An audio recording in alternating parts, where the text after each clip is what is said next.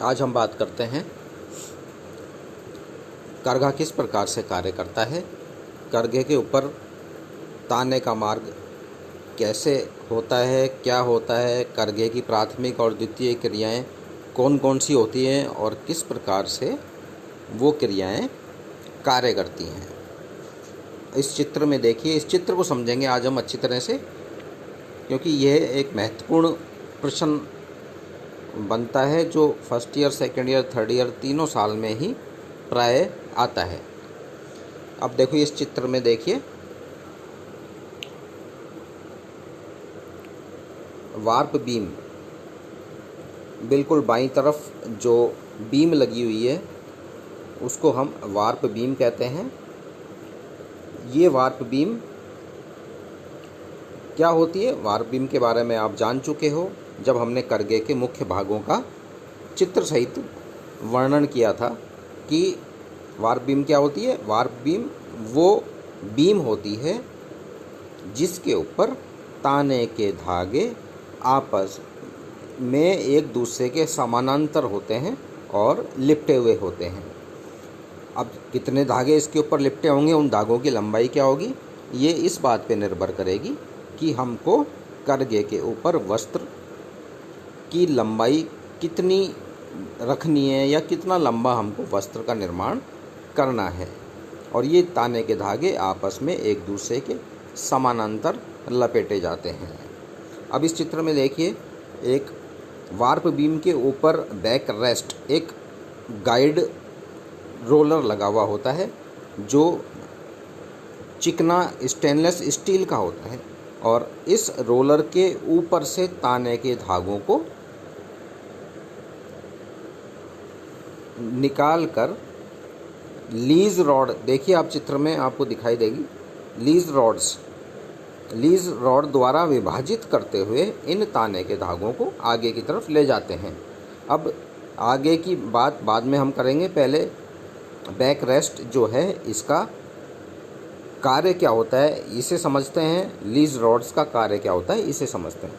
तो back rest क्या कार्य कर रहा है यहाँ पे, बैक रेस्ट केवल ताने के धागों को गाइड करने का कार्य कर रहा है। और लीज रॉड्स के द्वारा हमने देखो धागों को विभाजित किया है। आधे धागे पहली लीज रॉड के ऊपर से गए हैं और वही धागे दूसरी लीज रॉड के नीचे से गए हैं।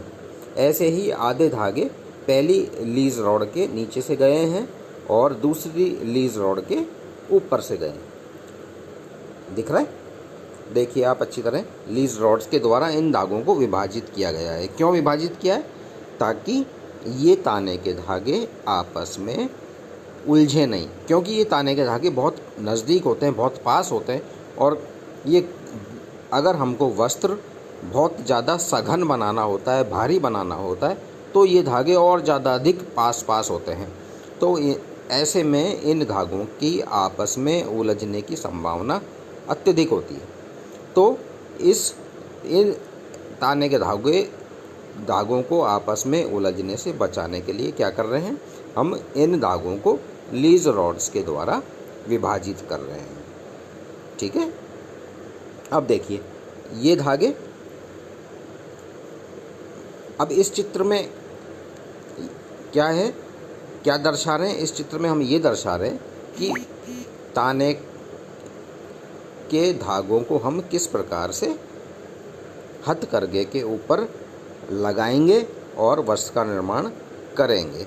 तो यहाँ पे देखिए हमने दो हार्नेस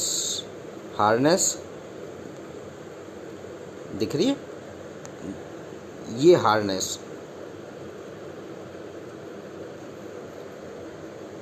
हार्नेस मान लो, ये वाली हार्नेस H1 है और ये वाली हार्नेस H2 है। देखिए दो हार्नेस का इस्तेमाल यहाँ पे हुआ है।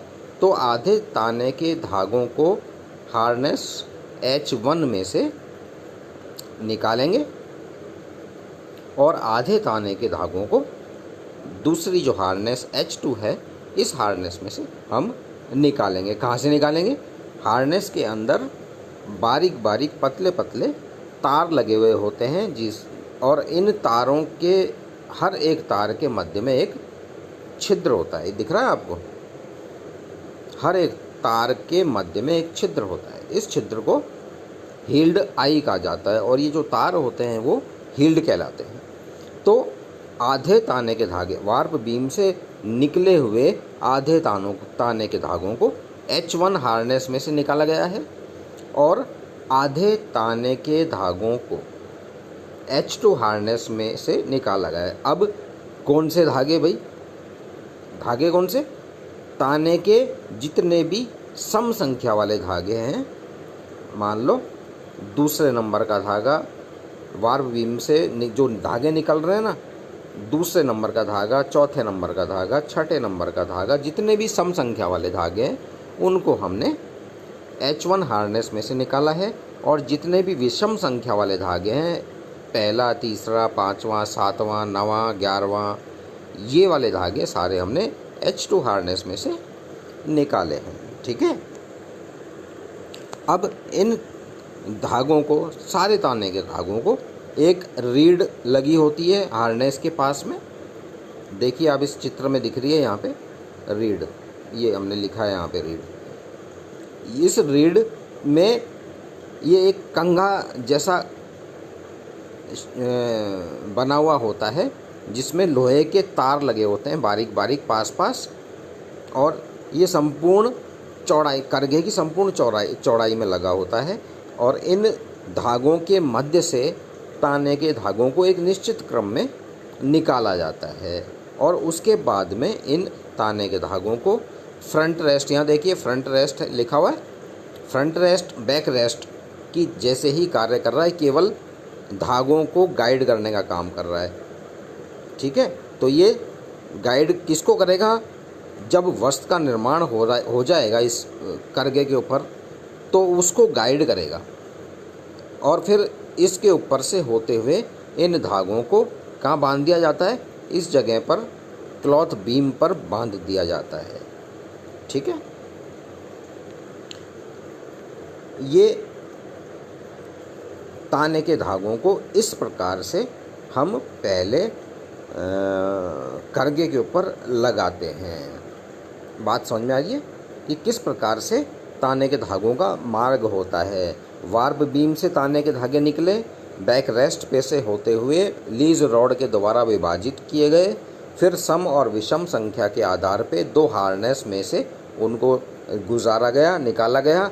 उसके बाद में एक निश्चित क्रम में से रीढ़ के अंदर से इनको निकाला गया और फिर इन समस्त ताने के धागों को फ्रंट रेस्ट के ऊपर से ले जाकर क्लॉथ बीम के ऊपर बांध दिया गया। ठीक है। ये तो हो गया ताने के धागों को हम करघे के ऊपर किस प्रकार से लगाते हैं। अब हम बात करते हैं करघे की क्रियाओं की, कि किस प्रकार से करघे की क्रियाएं होती हैं, कौन कौन सी क्रिया होती है जिससे ताने के धागों से वस्त्र का निर्माण हो पाना संभव होता है। देखिए, जो दो हार्नेस दिख रही हैं आपको, H1 और H2। H1 हार्नेस को हमने एक पट्टी के ऊपर साथ में बांधा हुआ है। देखिए आप, ये लकड़ी की 2 पट्टियां लगी हुई हैं जिनको हम ट्रेडल कहते हैं। ये ट्रेडल्स, A और B इनका नाम रख लेते हैं समझने के लिए इस चित्र को। मान लो H1 हार्नेस जो है वो ट्रेडल A के साथ में बंधी हुई है, ट्रेडल B के साथ में कौन सी हार्नेस बंधी हुई है? ये हार्नेस 2 नंबर की H2 हार्नेस को ट्रेडल B से बांधा गया है। अब ऊपर देखिए आप, दोनों हार्नेस एक रस्सी की सहायता से एक चरखी के माध्यम से जुड़ी हुई हैं। दोनों हार्नेस जुड़ी हुई है, मतलब एक हार्नेस अगर ऊपर जाएगी तो दूसरी हार्नेस उतनी ही मात्रा में नीचे आ जाएगी। समझ में आ रही बात? और दूसरी हार्नेस अगर ऊपर जाएगी तो पहली वाली हार्नेस नीचे आ जाएगी। ये बंधी हुई होती हैं। ठीक है। तो अब देखिए कैसे कार्य करते। तो बुनाई वाला जो कारीगर होता है वो क्या करता है? एक ट्रेडल को पैर से दबाता है। मान लो इस चित्र में देखिए, ट्रेडल B को पैर से बुनाई कार्य करने वाले कारीगर ने पैर से दबा रखा है ट्रेडल B को। तो अब क्या हो गया? देखिए आप, उसको दबाने से उससे जुड़ी जो हार्नेस थी H2 वो नीचे की तरफ आ गई है। ठीक है, अब जितनी मात्रा में H2 हार्नेस नीचे की तरफ आई है उतनी ही मात्रा में H2 हार्नेस ऊपर चली गई, क्योंकि दोनों हार्नेस एक दूसरे से रस्सी की सहायता से बंधी हुई है चरखी के ऊपर से। ठीक है, बात समझ में आ रही है? तो जैसे ही यह हुआ, क्या हुआ, H2 हार्नेस नीचे आई और H1 हार्नेस ऊपर गई, तो ताने के जो धागे थे ये विभाजित हो गए। H2 हार्नेस में जो विषम संख्या वाले ताने के धागे थे वो नीचे की तरफ आ गए सारे, मतलब पहला, तीसरा, पाँचवा, सातवां, नवां, इन क्रम संख्या वाले समस्त धागे नीचे की तरफ आ गए और सम संख्या वाले ताने के धागे 2, 4, 6, 8वां धागा, 10वां धागा, 12वां धागा, ये सारे धागे ऊपर चले गए। ठीक है, तो ये जो ताने के धागे एक सीधी कतार में वार्प बीम से निकले थे, अब यहाँ पर वो इस तरह से विभाजित हो गए और ये जो विभाजन हुआ है और ये जो विभाजन होने के उपरांत रिक्त स्थान का निर्माण हुआ है, इस रिक्त स्थान को क्या कहा जाता है? इसको हम शेड कहते हैं, शेड। ठीक है, तो ये शेड का निर्माण हमने क्यों किया है? शेड का निर्माण हमने इसलिए किया है कि इसके अंदर हम बाने का धागा डालेंगे। बाने का, ताने और बाने के धागे का जब आपस में अंतर गुंथन होता है तभी तो वस्त्र का निर्माण होता है, ये आपको बता चुका हूँ मैं पहले। ठीक है, तो ये जो रिक्त स्थान का निर्माण हमने किया है, यह जो प्रक्रिया होती है ये प्राथमिक प्रक्रिया होती है करघे की और इसे शेडिंग कहा जाता है। शेड का निर्माण हो रहा है इसलिए इसे शेडिंग कहा जाता है। ठीक है, अब जब शेड का निर्माण हो गया है तो शटल के माध्यम से, शटल के द्वारा इस शेड के अंदर बाने का धागा भरा जाता है। तो शेड के द्वारा बाने का धागा भरने की जो प्रक्रिया होती है वह प्रक्रिया क्या कहलाती है? प्राथमिक क्रिया है दूसरे नंबर की, जिसे हम पिकिंग कहते हैं, पिकिंग। तो शेड के अंदर जो बाने का धागा भरा, यह प्रक्रिया पिकिंग कहलाई। उसके बाद जब यह प्रक्रिया हो गई, पिकिंग की प्रक्रिया हो जाने के उपरांत बुनाई वाला कारीगर अपना पैर ट्रेडल के ऊपर से हटा देता है, तो ये रिक्त स्थान जो बना था ताने के धागों के मध्य में, ये बंद हो जाता है। ठीक है, और उस स्थिति में रीढ़ को आगे की तरफ धकेला जाता है। आगे की तरफ धक्का मार, आगे की तरफ धक्का क्यों मार रहे हैं?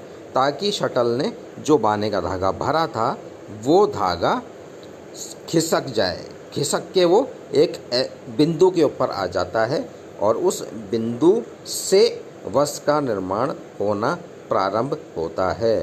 तो ये रीढ़ ने उस भरे गए बाने के धागे को जो धक्का मारा, वह जो प्रक्रिया है वो तीसरी प्रक्रिया है। प्राथमिक क्रिया तीसरी है जिसे बीटिंग कहते हैं या बीट अप भी कहते थे। ठीक है, शेडिंग, पिकिंग और बीटिंग। शेडिंग, शेड का निर्माण, पिकिंग, बाने का धागा भरने की प्रक्रिया और बीटिंग, भरे गए बाने के धागे को आगे की तरफ धकेलने की जो क्रिया है वो बीटिंग कहलाती है। ठीक है, अब बुनाई वाला कारीगर क्या करेगा? ये पहली पंक्ति कहलाएगी। पहला बाने का धागा हमने जब भरा है तो वो वस्त्र की पहली पंक्ति कहलाती है। अब बुनाई करने वाला जो कारीगर है वो क्या करेगा?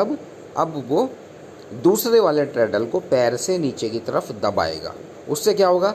अब दूसरी वाली हार्नेस नीचे आएगी और पहली वाली हार्नेस ऊपर चली जाएगी। ठीक है, जो धागे पहले नीचे की तरफ थे शेड में, अब वो सारे धागे ऊपर की तरफ हो जाएंगे और ऊपर वाले समस्त धागे नीचे की तरफ आ जाएंगे। वापस से शेड का निर्माण होएगा, वापस से शटल के द्वारा बाने का धागा भरा जाएगा, रीढ़ के द्वारा उस भरे गए बाने के धागे को आगे की तरफ धकेला जाएगा और यह जो बाने का धागा, दूसरा जो बाने का धागा होगा वो वस्त्र की दूसरी पंक्ति कहलाएगी। ठीक है, बुनाई वाला कारीगर अब क्या करेगा?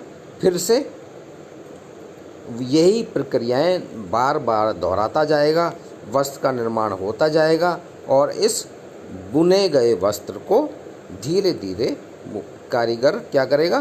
क्लॉथ बीम के ऊपर लपेटेगा।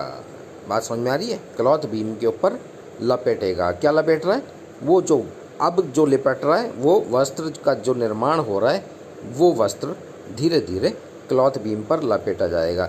तो जब हम क्लॉथ बीम के ऊपर लपेटेंगे तो उतनी ही मात्रा में हमको वार्प बीम को भी उल्टी दिशा में घुमाकर ताने के धागों को ढीला छोड़ना पड़ेगा। ठीक है ना? ताने के धागों को ढीला छोड़ना पड़ेगा, नहीं तो क्या होगा? ताने के धागों में तनाव अत्यधिक हो जाएगा और धागे टूट भी सकते हैं। तो ये जो प्रक्रियाएं हैं, बुने वस्त्र को क्लॉथ बीम के ऊपर लपेटने की जो प्रक्रिया है, ये करगे की द्वितीय क्रिया कहलाती है, सेकेंडरी मोशन ऑफ लूम कहलाती है, जिसे, ठीक है, ये दो होती हैं द्वितीय क्रियाएं करगे की। एक क्लॉथ बीम के ऊपर वस्त्र को लपेटना, जिसे हम टेक अप मोशन कहते हैं, टेक अप मोशन। और दूसरा ताने के धागों को वार्प बीम को घुमाकर ढीला छोड़ने की प्रक्रिया, इसे लेट ऑफ प्रक्रिया कहा जाता है, लेट ऑफ। ठीक है?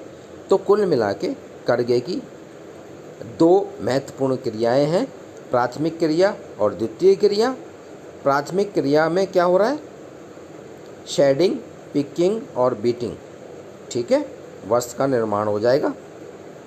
और द्वितीय क्रिया में क्या हो रहा है? बुने हुए वस्त्र को क्लॉथ बीम के ऊपर लपेटने की क्रिया हो रही है और ताने के धागों को ढीला छोड़ने की प्रक्रिया हो रही है।